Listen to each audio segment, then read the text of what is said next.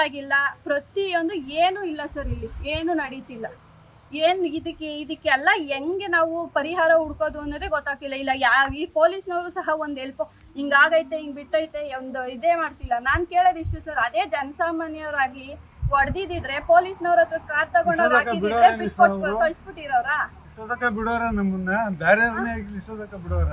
ನಾವಿವಾಗ ಹೋಗಿ ಕಾರ್ ನಿಲ್ಸ್ಬಿಟ್ಟು ನಾನು ಗುದ್ಬಿಟ್ಟು ಬಂದಿದೀನಿ, ಕಾರ್ ಹ್ಯಾಂಡ್ ಓವರ್ ಮಾಡ್ಕೊಳ್ಳಿ ಅಂತ ಹೇಳ್ಬಿಟ್ಟು ಕಾರ್ ಬಿಟ್ಟು ಕಾರೋ ಬೈಕೋ ಏನೋ ಬಿಟ್ಬಿಟ್ಟು ಗಾಡಿ ಒಂದು ಬಿಟ್ಬಿಟ್ಟು ನಾವು ಬಂದ್ಬಿಟ್ಟಿದ್ರೆ ಬಿಟ್ಟಿರೋರ ಅವರು? ಹೋಗ್ತಿರ್ಲಿಲ್ವಾ, ಹುಡುಕ್ತಿರ್ಲಿಲ್ವಾ, ತನಿಖೆ ಮಾಡ್ತಿರ್ಲಿಲ್ವಾ? ಯಾಕೆ ಹಿಂಗೆ ನೆಗ್ಲೆಕ್ಟ್ ಮಾಡಿ ಬಡವ್ರ ಮನೆ ಮಕ್ಕಳು ಅಂದ್ರೆ ಅಷ್ಟೊಂದು ತಾತ್ಸಾರನ ಸರ್? ನಾವೇನ್ ಮಾಡೋಣ ಸರ್? ಇದ್ದವನೊಬ್ಬ ಮಗ, ವಂಶಕ್ಕೆ ಇದ್ದವನೊಬ್ಬ ಮಗ, ಅವನೇನ ತಪ್ಪು ಮಾಡಿದ್ರು ನಮ್ಗೆ ಇಷ್ಟೊಂದು ಬೇಜಾರಾಯ್ತಿರ್ಲಿಲ್ಲ. ಸುಮ್ಮನೆ ಬರ್ತಿದ್ದವ್ರನ್ನ ಓವರ್ಟೇಕ್ ಮಾಡಕ್ ಹೋಗಿ ಗಾಡಿ ಸ್ಪೀಡಲ್ಲಿ ಹೋಗಿ ಇವ್ರು ಹೊಡೆದಿರೋದು.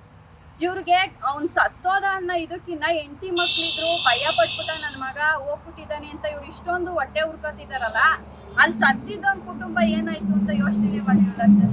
ನಾನು ಕೇಳಿದೆ ಸರ್, ಆಯ್ತು ಸರ್ ನಿನ್ ಮಗ ಏನೋ ಹೋಗ್ಬಿಟ್ಟ, ಆ ಸತ್ತು ಅವ್ರದ್ದು ಮಾತ್ರ ಕುಟುಂಬ, ನಮ್ದು ಕುಟುಂಬ ಅಲ್ವಾ ಅಂತ ಕೇಳಿದಕ್ಕೆ ಅವರು ಅದಕ್ಕೆ ನಾನೇನ್ ಮಾಡಕ್ಕಾಗುತ್ತೆ?